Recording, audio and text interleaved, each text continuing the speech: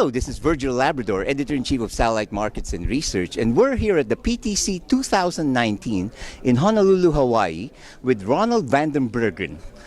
I'm sorry, I didn't pronounce that exactly the way it should be, but Ronald is a fixture in the industry. He speaks at all the conferences. In fact, I just met you in Africa, and now just a couple of months ago, November. That's true. Right. And now here we are in sunny Honolulu in January. Yeah. We must be doing something right, Ronald. I like to believe we are doing something right, yes. Yeah, so Ronald is the Chief Commercial Officer for Leosat. It's a low Earth orbit satellite constellation, and here to give us an update on that. So give us an update, Ronald. Where are you at now in terms of financing? Because I interviewed Mark Breggen a few years ago, and I think you need at least $3 billion for your constellation. So how close are you to that goal, or has that goal changed? And have you started building up, or what are the activities that you've been doing as of this date? Sure. Yeah, I think updates go in on three sections. You have your finance, you have the technology, and you have the commercial side of things. So on the finance side, we're looking to close our Series A in Q1 of this year. The past years we've been working very hard with JSAT, who came on board in 2017, and Officer-Leosat last year, to finalize the discussions on how we're going to put the program together in terms of structuring the financing, getting the technology in place, and we're now ready to make these steps forward. So on the technical side of things, we've been brutally consistent. We have what we believe to be the best way to use satellites in this very data-centric world, and start making satellites relevant again for data, because geostationary satellites are great, but if you start thinking about how to best design satellites for data, we like to believe you come out with a different type of architecture, a different type of design. And so that hasn't changed really that much. It's more about trying to figure out how you can get the best from the best for the lowest price point, so to speak, more than it is about changing the design or trying to make it a little better every day. We've been very consistent on that. And that seems to be echoed on the commercial side of things. I mean, we've been working with companies across the globe in all sorts of verticals that we set out for ourselves as being our target markets. And we're very proud that at this point in time, we got way over $1 billion in commitments from customers to indicate to our investors and everybody else who is interested in what satellites could look like in the near future, that this is an architecture that really resonates with the future customers. And I think what is key to understand here is that we're making this move from using satellites as a last resort extension of the network, making sure that you can connect this last customer in this forgotten place, so to speak, to now become an infrastructure that you could use in parallel to terrestrial infrastructure, because it has certain key benefits that you will never be able to achieve using terrestrial infrastructure or satellite, for that matter.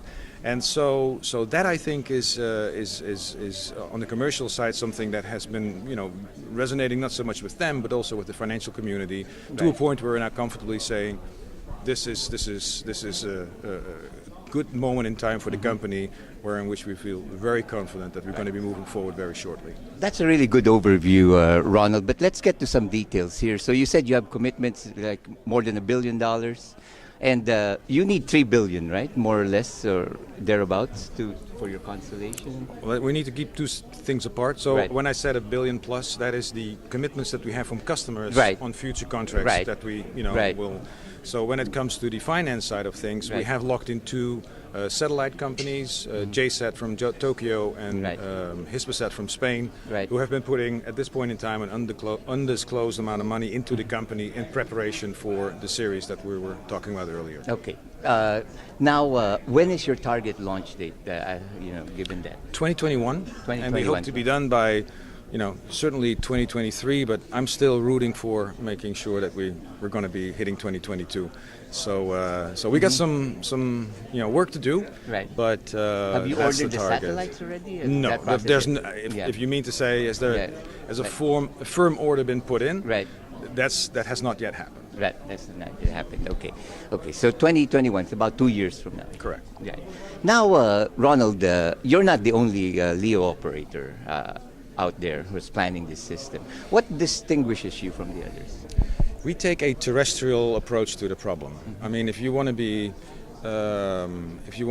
cheeky about it, I think I would go even as far as saying that if you really understand data, then the designs that you currently see in geo and in pretty much in any orbit are suboptimal to what we do in terms of its ability to interconnect, be interoperable with terrestrial data, and also in terms of its performance.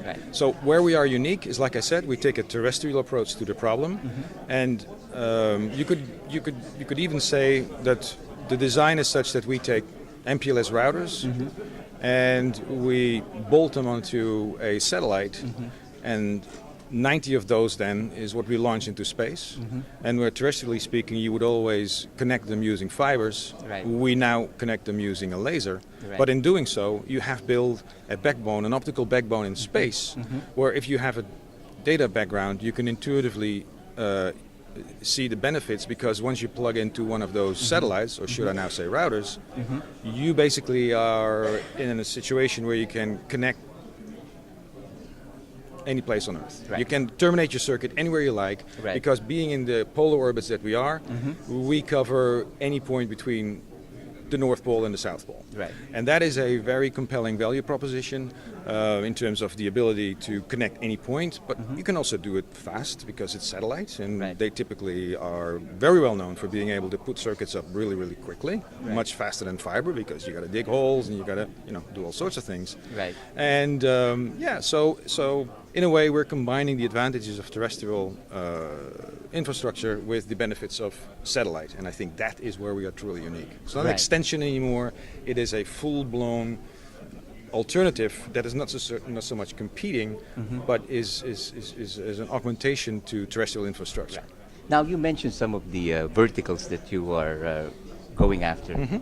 Talk about that a little bit more. Are you focusing on some, just to distinguish yourselves, or be more focused on certain markets where you see great potential? And it's the latter. So enterprise is a big market for us. We believe that the challenges that enterprise has nowadays, where it's about cost cutting, you see developments towards SD-WAN, where people are using cheap internet with an interface of SD-WAN to cut on their networking costs, but at the same time they're exposed to cybersecurity risks. The discussions that we're having with them, for instance, is you saved up a lot of money by going from private lines to internet, but to use part of that money that you saved to also plug in a network that has security features such as ours would help you manage your security risks to a large degree. So how that will work is if you have secure traffic, then that is a small portion typically of your overall network profile, but that small portion you can then put on a network that has security and latency and the kind of profiles that we have with our network, allowing you to secure and guarantee the arrival and security of that data much better than when you were to use the other cheaper methods of transport, i.e. internet, which is great for certain for a large portion of your overall data, but there's always something that you want to be super careful about. Right. Now, Ronald, since we're here in the PTC, which focuses on the Asia and the Pacific region, so what is your presence here? Your footprint, so to speak. What sort of reception have you gotten for your system and other things? So we have a global solution. So it's not that we're specifically targeting, from a regional perspective, a certain area. But what you can immediately see is in this part of the world, there's a lot of water, there's a lot of islands, there's a lot of connectivity issues. So what the challenge then becomes is how can you interconnect all the places that you have here on the islands and anywhere else as much and as well and as easy as when you were in a densely fibered area such as Western Europe or the Americas, for that matter.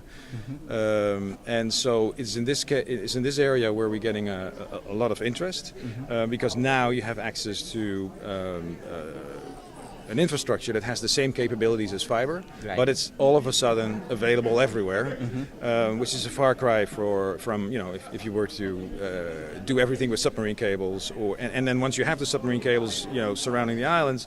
Around the islands, then you still have to go inland, and there's a lot of work to do there still. Right. So for many operators that are faced with the challenge of how can I better connect my customers, this is a zero capex way to make the network extensions necessary into the areas where people also want to enjoy the benefits of fiber-like Right. connectivity. Right. Well, And that's just one of the applications, by the way. I mean, there's lots of others, but, Right. but this is more particular for this area where this is a challenge. right, right. Now, Ronald, there are many other operators who've been in the Pacific, in the Asia region for a long time. Again, going back again, what's the difference that you provide, or what benefits do you provide?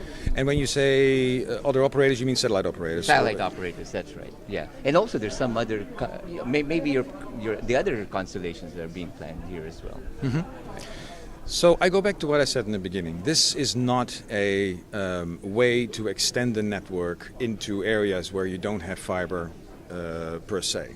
This is a value proposition that talks about the capabilities of offering fiber connectivity in parallel to terrestrial infrastructure where necessary, because there are certain advantages. Right. We are faster than fiber, Right. long haul. So, Right. and this is a big area in the Asia Pacific. So that threshold is easily met. Where if latency is important, then this will beat fiber. Right. Security is important. When you go over the top like we do, rooftop to rooftop, and you don't touch anything in between in terms of networks or any ground system for that matter, there's a security, your security profile is raised enormously because you're physically on a separate infrastructure. Right. Like I said, there's a lot of capacity that we have available. That is something that you typically do not see with the alternatives.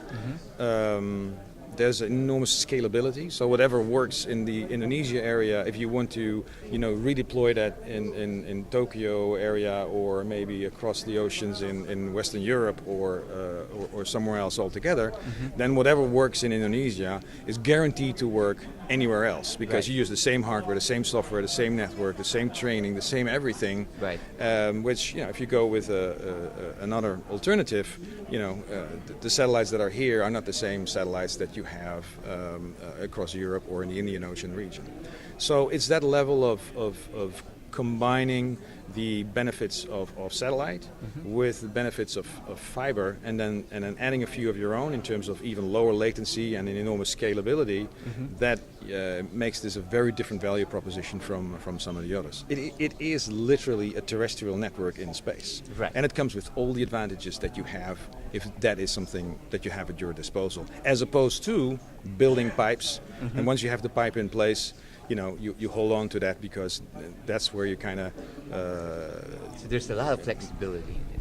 There's an enormous amount of flexibility. Yeah. And we have customers that want a single link, but you have also those that say, just give me a couple of gigabits of capacity and please allow me to move that freely around the globe, so to speak, as a function of sports events or breaking news or ships moving. So there's an enormous amount of flexibility that you would never have with fiber, and quite frankly, most of the times also not with satellite, because they're oftentimes bound to a certain region or are not able to cover the entire globe because they have limitations in their footprint. Right. Well, thanks, Ronald. That's a very good overview of your company. Great questions. Enjoyed talking to you. Yep. And for all the news and information on the global satellite industry, you always have Satellite Markets and Research at www.satellitemarkets.com.